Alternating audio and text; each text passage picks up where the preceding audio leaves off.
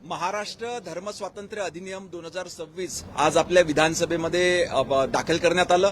याला ऑलरेडी मंत्रिमंडळानं त्या ठिकाणी मंजुरी दिलेली असून आपण बघितलं की समाजामध्ये अनेक ठिकाणी त्या ठिकाणी कधी बळजबरीने कधी काही लालूच दाखवून विशेष करून गरीब वर्गातल्या लोकांना साध्या भोळ्या लोकांना त्या ठिकाणी एका धर्मातून दुसऱ्या धर्मामध्ये धर्मांतर करण्याच्या प्रयत्न काही घटना त्या ठिकाणी राज्यामध्ये झालेल्या होत्या।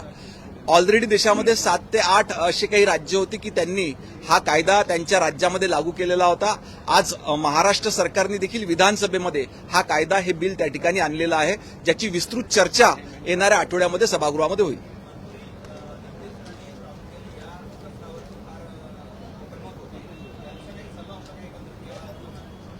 एकंदरीतच सरकारचंच हे धोरण होतं की अशा बळजबरीने होणाऱ्या धर्मांतराला कुठेतरी त्या ठिकाणी आळा घातला गेला पाहिजे। विधानसभेतले सदस्य असो किंवा समाजामध्ये काही संघटना काही मंडळी होती की जे सातत्यानं अशा घटना त्या ठिकाणी सरकारच्या लक्षात आणून द्यायच्या।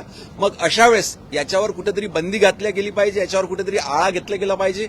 जी उपाययोजना राज्यातल्या काही इतर देशातल्या काही इतर राज्यांनी केली होती ती उपाययोजना आपल्या राज्यामध्ये देखील असली पाहिजे। याच्याकरिता महाराष्ट्र धर्म स्वातंत्र्य अधिनियम 2026 आज विधानसभेमध्ये आणण्यात आले।